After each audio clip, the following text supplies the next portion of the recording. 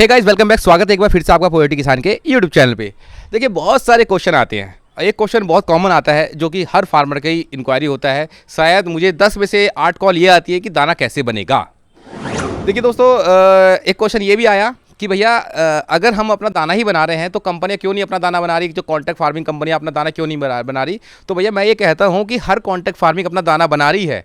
बहुत सारी ऐसी कॉन्ट्रैक्ट फार्मिंग कंपनियां हैं जो कि अपना ही दाना बना के काम करती हैं। इक्का दुक्का की मैं बात नहीं करता। देखिए दोस्तों, एक चीज़ मैं आपको बता देता हूं कि मेरे इस चैनल पे आपको विभिन्न तरह की वीडियो मिलती हैं, जिसमें दाने से रिलेटेड, बच्चे से रिलेटेड, मैनेजमेंट से रिलेटेड ये सारी वीडियो मिलती रहती हैं। अब एक चीज़ मैं आपको बता देता हूँ, कॉमन सी चीज़ ये है कि अभी तक मैंने जितनी वीडियो बनाई है उसमें मैनेजमेंट से लेकर, दाने से लेकर सब बहुत सारी बातें बताई गई हैं। लेकिन अभी तक मैं आश्चर्यचकित हूँ कि लोगों को ये नहीं पता कि दाना कैसे बनता है। और आप इसको सोचते हैं कि बहुत बड़ा रॉकेट बनाना है। दाना बनाना एक रॉकेट साइंस है, बहुत हमें दिमाग पच्ची करनी पड़ेगी तब जाकर हमारा दाना बनेगा। ऐसा कुछ नहीं होता। ये लोग आपको, जो भी लोग आपके माइंड में डालते हैं कि दाना बनाना बहुत बहुत कठिन कार्य है, कुछ भी नहीं है। देखिए, जैसे जैसे समय बदल गया है वैसे वैसे बहुत शार्प हो गया दाना बनाना भी। और ये चीज़ें पहले बहुत सीक्रेट होती थी।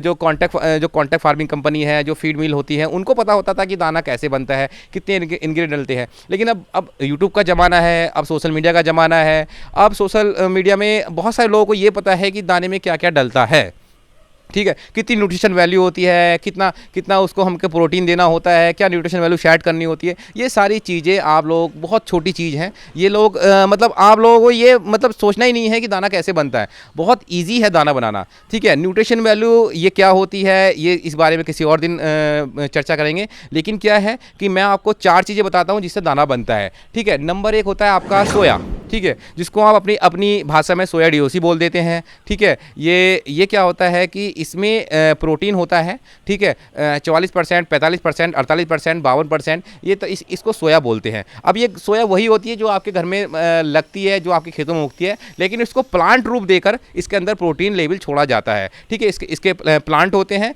आप डायरेक्ट नहीं खुला सकते, लेकिन प्लांट में जब प्रोसेस होता है उसके बाद वो डीओसी, सोया डीओसी बनता है। एक आइटम हो गया। और ये बहुत बहुत ईजिली आपके शहर में, आपके आसपास अवेलेबल हो जाता है। अगर आप ढूंढोगे, किसी को बताओगे सोया डीओसी क्या होता है, सोया डीओसी कहाँ मिलता है, तो आपके आसपास 100, 150, 200 किलोमीटर में मिल जाएगा, ठीक है। दूसरा एक मेन आइटम होता है, वो है मक्का, जो कि ईजिली आपके हर सिटी, हर शहर में मिल जाती है, क्योंकि मक्का को सब जानते हैं, खाते भी हैं, ठीक है। और ये एक तरह से एनर्जी का सोर्स बहुत बढ़िया होता है, ठीक है। तो ये मक्का है, मक्का आपके हर क्षेत्र में, हर शहर में मिल जाती है। तीसरा जो होता है वो होता है ऑयल, ठीक है। 2 आइटम बता दिए मैंने, सोया, मक्का। तीसरा जो होता है वो होता है ऑयल।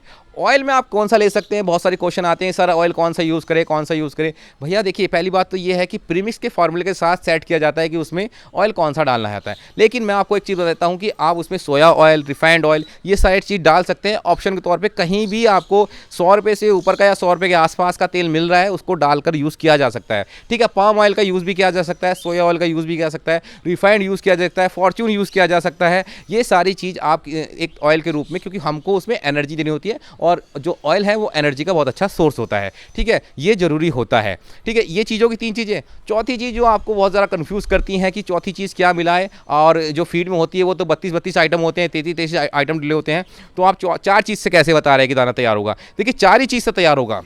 जो चौथी चीज़ में वो सारी चीज़ें हैं जो आप 32 आइटम सोच रहे हैं, जो आप 30 आइटम सोच रहे हैं, जो 38 आइटम सोच रहे हैं। अलग अलग कंपनी का अलग अलग फॉर्मेशन होता है। जैसे कि मेरी कंपनी का, पोएटिक किसान कंपनी का फॉर्मेशन अलग है, उसमें 33-34 आइटम डलते हैं। अब 33-34 आइटम को मैं आपको अलग अलग तो नहीं दे सकता, तो मैंने उसको क्या काम किया, उसको एक पैकेट में बंद किया, उसको 10% प्रीमिक्स बोला। यानी अगर आपके पास सोया, मक्का, ऑयल है, ठीक है, तो 90 kg तो ये तीनों चीज़ मिलकर हो गई, ठीक है। बाकी 10 किलो हो गया मेरा सोया, मेरा प्रोडक्ट, यानी कंसनट्रेट, प्रीमिक्स, 10%, जो भी इसका नाम दे सकते हो आप ले सकते हो, ठीक है। कुल मिलाकर ये क्या होता है कि पूरा तरह से जो 32-33 आइटम होते हैं उसका ये बैग होता है, 25 kg का, 50 kg का, 10 kg का, जो जिसमें भी मैन्युफैक्चर आपको पैकिंग करके दे रहा हो। तो ये 4 चीज़ें होगी भाई साहब। 4 चीज़ के अलावा कोई भी ऐसा चीज़ नहीं है जिससे कि आप दाना बनाने में बहुत डिफ़िकल्टी हो। ये चारों चीज़ बहुत आसान है किसान के लिए, बहुत। अरे घर की सब्जी बनाते हो उसमें भी 7-8 आइटम डल जाते हैं। ये तो एक दाना है, दाने में बहुत मतलब कोई रॉकेट साइंस नहीं है। आप लोग ये भी सोचते हैं कि सर हम इतनी हेडेक क्यों लें, हम इतना दाना मतलब इतना लेकर आएंगे, हमें इतनी कॉस्ट पड़ रही है, 38 रुपये पड़ रहा है, 39 रुपये पड़ रहा है, क्यों लेकर आएंगे हमें तो डीलर 1800 में बैग दे रहा है। भैया एक चीज़ मैं बता देता हूँ आपको, जो डीलर का दाना होता है और जो आपका खुद का बनाया होता है उसमें बहुत डिफरेंट होता है। खुद का दाना बनाया कभी भी आपके बर्ड को नुकसान नहीं देता, आपकी मोर्टेलिटी परसेंटेज बहुत कम होती है। मैस फीड आज से 20 साल पहले बहुत बढ़िया चलता था, कंपनियों ने आकर अपना मार्जिन लेकर आप लोगों का बेवकूफ़ बनाया है और अपनी बड़ी बड़ी कंपनी बड़े बड़े प्लांट लगा दिए और आप वहीं के वहीं उसी लेवल पर काम कर रहे हो। तो मैं यही कहता हूँ कि आप दाना देखो, बर्ड को दाना चाहिए, सारा बिजनेस दाने का है, ठीक है, और दाना भी चाहिए, वो भी सस्ता और बढ़िया। लेकिन बहुत सारे लोग बोलते हैं सर 38 रुपये 39 रुपये केजी पड़ जाता है दाना, हमको अगर सारी चीज़ इकट्ठी करेंगे और टेंशनबाजी सर में इतनी है। भैया आप उसमें दो चीज़ भूल रहे हैं। एक तो जो अपना मैस फीड होता है, ठीक है, मैस फीड यानी जो आपका घर का बनाया फीड होता है, उसमें क्या होता है, उसमें आपको अलग से मेडिसिन कुछ भी खिलानी नहीं पड़ती। मेरे में तो नहीं पड़ती, अगर मेरा कंसल्टेंट ले रहे हो तो अलग से आपको मेडिसिन नहीं लगानी। दूसरा, मोर्टेलिटी परसेंटेज बहुत ही कम होता है। अगर मार्केट में आपका जो फीड में जो मोर्टेलिटी हो रही है उससे काफ़ी कम होता है। मैं बार बार कह चुका हूँ, कह के समझा चुका हूँ, लेकिन पता नहीं फार्मर के दिमाग में आता ही नहीं है, बहुत कम होता है। रिव्यू मैंने दिए हैं फार्मर को। मेरे हिसाब से अभी एक सैनाबाद जी का फार्म चल रहा है, बिल्कुल मेरे इंस्ट्रक्शन चल रहा है, प्रीमिक्स भी मेरा है, 2-3 क्लिप डाल दूंगा। लगभग 8 दिन का बच्चा हो गया है, 8 दिन का, कल 7वें दिन का उन्होंने रिपोर्ट दी थी मुझे। 198 ग्राम का उनका चिक्स था, ठीक है, 7 दिन का, ठीक है। मोर्टेलिटी शायद 10 या 15 के आसपास है, इससे ऊपर नहीं है। 2500 बच्चा उनका है, तो क्या मोर्टेलिटी हुई यार, कोई मोर्टेलिटी नहीं हुई ना। प्रीमिक्स लगा रहे हैं, कंपनियां लूटती हैं एक तरह से, और जो ग्रोथ है ना उनकी आज तक इतनी ग्रोथ आई नहीं। वो सोचते हैं 7 दिन में 160 ग्राम 165 ग्राम मैक्सिमम 170 ग्राम तक होती थी। लेकिन आज के टाइम में जब उन्होंने हमारा प्रीमिक्स लगाया है, हमारा सब कुछ हमारे इंस्ट्रक्शन चल रहा है, तो भैया उनकी जो 195 198 ग्राम का एवरेज आया है ना, बहुत बढ़िया आया है।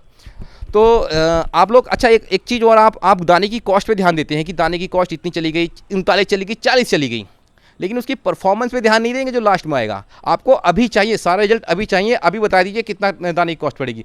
उसकी जो परफॉर्मेंस आएगी लास्ट में, उस पर तो कोई ध्यान देता ही नहीं है। भैया मेरी बात सुनिए, एक मुर्गा है 40 रुपये का दाना खाकर 2800 ग्राम का दाने का एवरेज लेकर, यानी 2800 ग्राम में वो आपका 2 किलो मुर्गा तैयार हो गया, ठीक है, वो बढ़िया है। या फिर आपका 36 रुपये का दाना, 35 रुपये का दाना, 34 रुपये दाना खाकर वो 3600 किलो दाना ले रहा है, मतलब 3 किलो 600 ग्राम दाना ले रहा है, या वो बढ़िया है? 2800 ग्राम वाला बड़ा बढ़िया है ना, 36 रुपये दाना से अच्छा 40 वाला दाना अच्छा है ना। तो वो ये है कि भैया आप FCR पे ध्यान नहीं देते, फीड कंजम्पशन रेशो, ठीक है, ये कितना हुआ, बर्ड ने कितना दाना खाकर कितना वजन लिया, इस पर ध्यान नहीं देते। आप सबसे पहले जाते हैं कॉस्ट पे। अगर कॉस्ट पे काम करोगे तो भैया आप मैस फीड पे नहीं काम कर पाओगे। आज ग्राफ ऊपर है, कल नीचे होगा, ऊपर है नीचे होगा, क्योंकि देखिए जब आपका मैस फीड का रेट बढ़ेगा, सपोज करो कि अभी जो फीड पे जो रेट है थोड़ा अप हुआ है, 50-50 100 रुपये बैग पे बढ़ाया गया है हर कंपनी ने, ठीक है, क्योंकि मक्का महंगी हुई। तो जैसी मक्का महंगी हुई तो महंगी आपके लिए भी हुई है और कंपनी के दाने के लिए भी हुई है। तो आप सोच रहे हैं जो दाना आप 42 रुपये में खरीदे थे, आज की रेट में वो 43-44 का मिल रहा है, ठीक है। लेकिन मैस फीड में अगर आप 37 रुपये का खरीदे थे तो 38 रुपये का पड़ रहा है, 38.5 का पड़ जाएगा।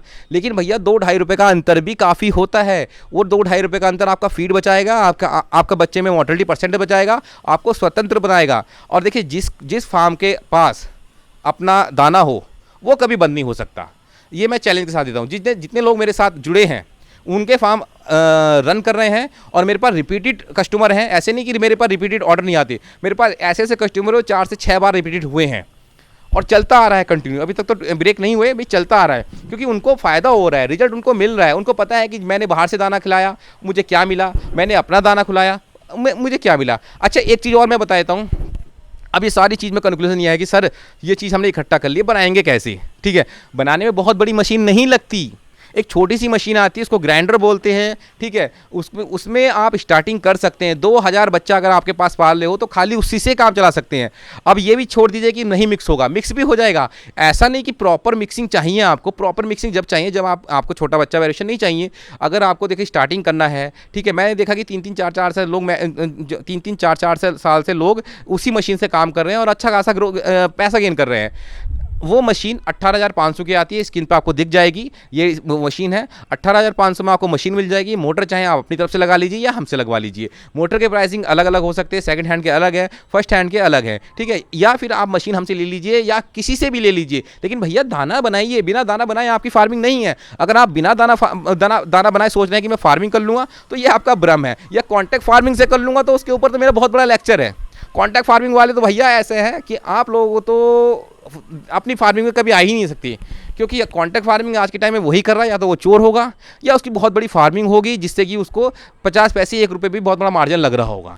लेकिन मैं आपको बता देता हूँ कि जो 2,000 3,000 5,000 10,000 तक के फार्म है, वो कॉन्टैक्ट फार्मिंग में बस टाइम ही पास कर रहे हैं, बाकी कुछ नहीं हो रहा, ठीक है। अगर ये चीज़ आपने ये रूल फॉलो कर लिया कि अपना दाना, अपना फार्म, अपना बच्चा, अपने बच्चा के बाद मैं बताता हूँ कि मैंने कहा था कि आपके 5 से 7 फार्म इकट्ठे होकर हैचरी पे जाकर उनसे हर महीने का कांटेक्ट कर लीजिए, अनुबंधन कर लीजिए, ठीक है। वहाँ से आपको एक ही रेट में बच्चा मिलेगा, चाहे सावन हो, चाहे बरसात हो, चाहे गर्मी हो, चाहे कोई सा भी मौसम हो, एक ही रेट में बच्चा मिलेगा। वो आपके लिए बेनिफिट है। लेकिन भैया आप लोग बात मानते कहाँ हैं? हमारे जो यूनिटी है ना फार्मरों की, वो बहुत गलत है।